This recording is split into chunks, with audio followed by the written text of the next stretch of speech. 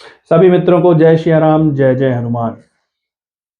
दोस्तों, ज्योतिष के साथ एक शब्द का उपयोग किया जाता है जिसको हम कहते हैं भविष्यवाणी या भविष्यवाणियां। लेकिन दोस्तों, ये शब्द अधूरा है, क्योंकि किसी व्यक्ति के पिछले समय को, बीते हुए समय को, वर्तमान में जो चल रहा है उस समय को और आने वाले समय को जानने का जो ज्ञान है, विज्ञान है, उसको हम ज्योतिष कहते हैं।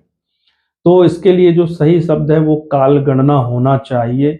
तो काल गणना कौन लोग कर सकते हैं, इसके क्या क्या तरीके हो सकते हैं, इस विषय पर इस वीडियो में हम बात करने वाले हैं। वीडियो में जो जानकारियां दी जाएंगी बहुत ही अद्भुत हैं, वीडियो को पूरा देखें। दोस्तों, काल गणना या भविष्य कथन के 4 तरीके हो सकते हैं। 4 तरीके से ये की जा सकती हैं। पहला तरीका है ज्ञान के माध्यम से, दूसरा तरीका है भक्ति के माध्यम से, तीसरा तरीका है हमारा प्रारब्ध के माध्यम से, और चौथा जो तरीका है वो है हमारा सबकॉन्शियस माइंड के माध्यम से। इन चारों तरीकों को डिटेल में समझेंगे, लेकिन उससे पहले मैं आपको बता दूं कि ज्योतिष में राहु और केतु, इन दोनों के कारक तत्व इस चीज के लिए सबसे ज्यादा रोल अदा करते हैं। अध्यात्म, ज्योतिष, गूढ़ ज्ञान, किसी भी तरह का रहस्य, हिडन नॉलेज, योगा, मेडिटेशन, ये सारी चीजें केतु के कारक तत्व हैं। केतु ही इन सब चीजों के लिए इन्वॉल्व है। मंत्र जाप, नाम जाप, इन सारी चीजों पर भी केतु का कारकत्व है। दूसरी चीज है कल्पना शक्ति, जिसके बहुत सारे छोटे छोटे अंग हैं। विजुअलाइजेशन, इल्यूजन, इंट्यूशन, ये सब पावर राहु की है। कल्पना शक्ति की जो पावर है वो राहु के पास है। तो राहु और केतु किस तरह से इसमें इन्वॉल्व होते हैं, यानी राहु की शक्तियां और केतु की शक्तियां भविष्य कथन के लिए किस तरह से इन्वॉल्व होती हैं, और इन चारों मेथड जो मैंने आपको बताया, ज्ञान, भक्ति, प्रारब्ध और सबकॉन्शियस माइंड में उपयोग की जाती हैं, इनको समझते हैं। तो सबसे पहला है ज्ञान। तो ज्ञान यानी अध्ययन के द्वारा। ज्योतिष में हजारों लाखों सूत्र हैं। जो सूत्र आज के युग में सटीकता से काम करते हैं, उनका आप अध्ययन करें, उन्हें कुंडली में अप्लाई करें।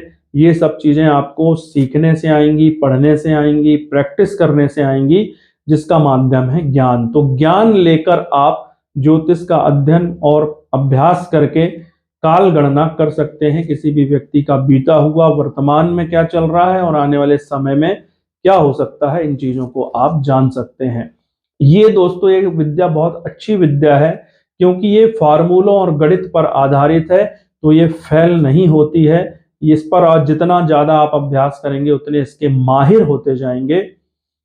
दूसरा है भक्ति। आपने बहुत सारे संत महात्माओं का नाम सुना होगा, जो किसी भी व्यक्ति के बारे में सब कुछ बता देते थे। उनका समय, उसके परिवार के बारे में, उसके पूरे जीवन के बारे में, यहाँ तक कि उसके पिछले जन्मों के बारे में भी हमारे देश के संत महात्मा बता देते हैं।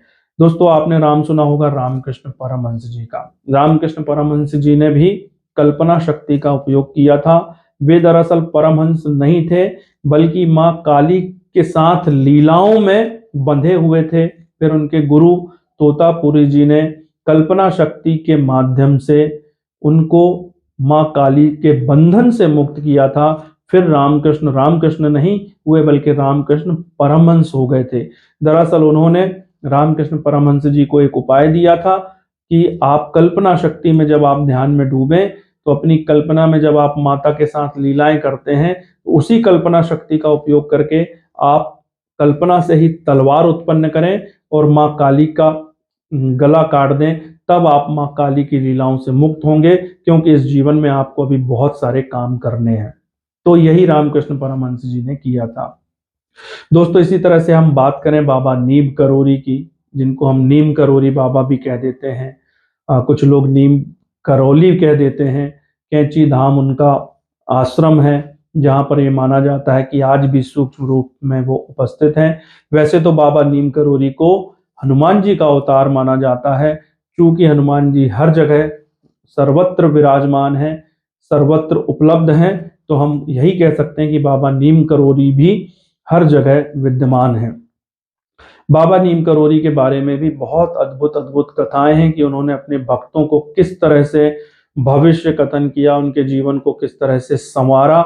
वर्तमान में भी लोग कैंची धाम जा रहे हैं और अपनी मनोकामनाओं को पूर्ण कर रहे हैं। दोस्तों, मार्क जुकरबर्ग और स्टीव जॉब्स जैसे लोगों ने भी बाबा नीम करोली के दरबार में जाकर लाभ प्राप्त किया है। तो बाबा नीम करोली के पास जो शक्ति थी वो भक्ति की शक्ति थी। दरअसल सबकॉन्शियस माइंड और आत्मा जो है, जिसको हम सोल कहते हैं, नाम लेना ही पड़ेगा। वास्तव में कुछ चीजें ऐसी होती हैं जिनको शब्दों से नहीं समझाया जा सकता, लेकिन फिर भी कुछ कुछ उदाहरण से आप करीब पहुंच सकते हैं। तो जैसे पत्ता गोभी होती है, अगर उसके आप पूरे छिलकों को अलग कर दें तो क्या बचता है? कुछ नहीं। इसी तरह से हमारी आत्मा है, वो कुछ है ही नहीं और सब कुछ है। जब उसके अंदर, उसके ऊपर कुछ प्रोग्रामिंग सेट हो जाती है, जानकारियां जो उसके ऊपर बैठ जाती हैं, तो हम उसको सबकॉन्शियस माइंड कहते हैं। तो संत महात्मा हमारे क्या करते हैं? या तो नाम जप के माध्यम से, मंत्र जाप के माध्यम से, योग के माध्यम से, ध्यान के माध्यम से अपने सबकॉन्शियस माइंड को शून्य कर देते हैं। जो भी जानकारियां, जो भी प्रोग्रामिंग कई जन्मों की, इस जन्म की जो सबकॉन्शियस माइंड में बनी हुई है, उसको एक एक करके वो रिमूव कर देते हैं। तो फिर क्या बचता है? शून्य। और शून्य क्या है? शून्य है ब्रह्मांड। इसलिए हमारे शास्त्रों ने एक उद्घोषणा की है, अहम ब्रह्मास्मि। हर मनुष्य की जो संभावना है वो ब्रह्म होने की है। तो जो संत महात्मा अपने सबकॉन्शियस माइंड को शून्य कर देते हैं, वो इस ब्रह्मांड के साथ एकाकार हो जाते हैं, वो ब्रह्म हो जाते हैं।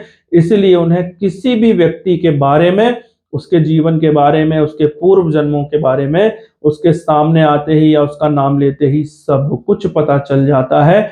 तो ये भक्ति की ताकत है। तीसरा है प्रारब्ध। प्रारब्ध यानी किस्मत। कुछ लोगों ने पिछले जन्मों में ज्योतिष का अभ्यास किया है, ज्योतिष को सीखा है और उसको और ज्यादा बढ़ाने की, उसका अभ्यास करने की, उसके द्वारा लोगों की मदद करने की भावना उनके मन में रही है, लेकिन सडनली उनकी डेथ हो गई। तो इस जन्म में उनको वो चीजें बाय बर्थ मिली हैं। ये है प्रारब्ध, ये है किस्मत। और चौथा तरीका है सबकॉन्शियस माइंड, यानी अवचेतन मन की शक्ति का उपयोग करके भी लोग काल गणना कर सकते हैं, भविष्य कथन कर सकते हैं। दोस्तों, टैरो कार्ड, प्रश्न कुंडली, पर्चियां निकालना, ये सब जो चीजें हैं, ये हमारे सबकॉन्शियस माइंड से रिलेटेड है। इसके माध्यम से भी चीजें की जा सकती हैं, भविष्य कथन किया जा सकता है। अब इन सब चीजों में राहु और केतु का बहुत मुख्य योगदान रहता है, क्योंकि अगर हम केतु के कारक तत्व देखें तो मैंने आपको बताया कि अध्यात्म है, ज्योतिष है, रहस्य है, गूढ़ ज्ञान है, किसी भी तरह का हिडन नॉलेज है, वो सब केतु है। और राहु क्या है? कल्पना शक्ति है। तो राहु के पास इल्यूजन की शक्ति है, जो नेगेटिव शक्ति है। जो चीज हमारे जीवन में नहीं हो रही है, नहीं हो सकती है, उसका भी इल्यूजन राहु क्रिएट कर देता है और हमारे अंदर डर, चिंता और तनाव पैदा हो जाता है। ये इल्यूजन भी राहु देता है। राहु ही विजुअलाइजेशन देता है। विजुअलाइजेशन सबकॉन्शियस माइंड की अद्भुत शक्ति है। सबकॉन्शियस माइंड चलते फिरते चित्रों को बहुत अच्छी तरह से देख सकता है। एक छोटा सा उदाहरण देता हूं मैं आपको कि कल्पना के माध्यम से कैसे भाव बदल जाते हैं। आप राम और भरत जी के मिलाप की कथा सुन रहे हैं किसी व्यक्ति के माध्यम से, तो उसमें केवल कानों का उपयोग कर रहे हैं, थोड़ी मोड़ी कल्पना कर रहे हैं और आपका भाव बदल जाता है। आप भावुक हो जाते हैं, यहां तक कि आपके आंसू भी आ सकते हैं। लेकिन कुछ लोगों के नहीं आएंगे। लेकिन यही चीज अगर आप किसी टीवी में देखते हैं तो आपके अंदर और गहरा भाव बनता है, क्योंकि जितनी ज्यादा इंद्रियां जिस काम में हमारी उपयोग होती हैं, उतना गहरा भाव हमारे सबकॉन्शियस माइंड में बनता है। और हमारे सबकॉन्शियस माइंड में जिस तरह का भाव बनता है, उसी तरह की चीजें हमारे जीवन में होती हैं। तो ये जो विजुअलाइजेशन की शक्ति है, इसका उपयोग करके भी लोग अपने जीवन में बहुत कुछ प्राप्त कर सकते हैं। ये भी राहु की पावर है। यदि कुंडली में राहु अच्छा होगा, स्ट्रांग होगा, एफ्लेक्टेड नहीं होगा, वो लोग बहुत अच्छे तरीके से विजुअलाइजेशन कर पाएंगे। इसी तरह से इंट्यूशन पावर, जिसका उपयोग अभी वर्तमान में अगर मैं बात करूं तो बागेश्वर धाम के पीठाधीश धीरेन्द्र शास्त्री जी इसका बहुत उपयोग कर रहे हैं।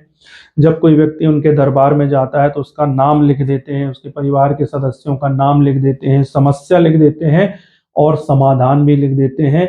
और उन्होंने अपने स्टेटमेंट में ये खुद बताया है कि ये सब कुछ वे अपनी अंतः प्रेरणा से करते हैं।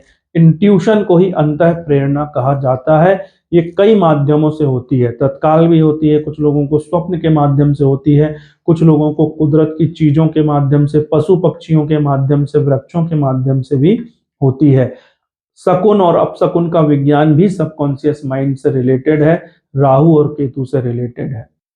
इसी तरह से पंडोखर सरकार है एक, वो भी पर्चा निकालते हैं, तो वो भी अपनी इंट्यूशन पावर का उपयोग कर रहे हैं दोस्तों। लेकिन इंट्यूशन पावर में एक खतरा है, अगर इसमें भक्ति शामिल ना हो और सच्ची भक्ति शामिल ना हो तो ये पावर व्यक्ति को कभी भी छोड़ सकती है, यानी कि ये पावर व्यक्ति के अंदर से जा सकती है। कुंडली में राहु की दशा बदलने से, क्योंकि हर ग्रह व्यक्ति के जीवन में कभी ना कभी खराब फल देता है और कभी ना कभी बहुत अच्छे फल देता है, वो अपनी दशा के अनुसार, ग्रहों के गोचर के अनुसार होता है। तो जब भी कुंडली में राहु नेगेटिव रिजल्ट देगा, उनका इंट्यूशन पावर या तो फेल हो जाएगा, काम नहीं करेगा, या तो गलत तरीके से वे उसका उपयोग कर लेंगे। इस तरह से राहु का प्रभाव इंट्यूशन पावर में पूरी तरह से रहता है। इसलिए आपने देखा होगा कि ग्रहों की जो दशाएं हैं ना, वो जीवन में बहुत महत्व रखती है। आपने देखा होगा कि कोई व्यक्ति है जिसे एक टाइम में बहुत नेम फेम मिला, प्रसिद्धि मिली, धीरे धीरे लोग उसको भूल गए, कोई और व्यक्ति आ गया। बहुत सारे कथावाचक आपने देखे होंगे, बहुत सारे आध्यात्मिक लोग देखे होंगे जो अपने समय में बहुत प्रसिद्धि उन्होंने पाई, लेकिन धीरे धीरे फिर उनकी प्रसिद्धि कम हो गई। दरअसल ये दशाओं, ग्रह की दशाओं के कारण होता है, उनकी कुंडली के कारण होता है। लेकिन दोस्तों जो सच्चे संत महात्मा होते हैं उनके ऊपर ग्रह दशाओं का कोई असर नहीं होता है, वे पूरे ब्रह्मांड के साथ एक हो गए हैं, अब उन पर ग्रह दशा का प्रभाव नहीं होता है।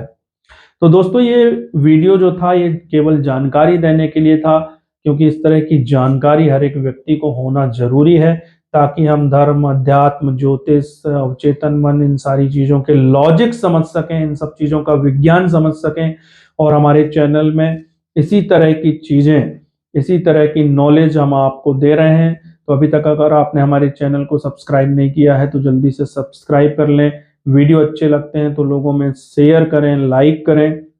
और दोस्तों यदि आप अपनी जीवन में आपके कोई समस्या चल रही है या आप अपने जीवन के बारे में कुछ जानना चाहते हैं तो हमारे द्वारा कुंडली का विवेचन भी किया जाता है। तो आप चाहें तो हमारे व्हाट्सएप नंबर पर संपर्क करके ये सेवा हमसे प्राप्त कर सकते हैं। आपने मेरी बातों को बहुत गंभीरता से सुना, इसके लिए बहुत बहुत धन्यवाद। हम फिर मिलेंगे। नमस्कार।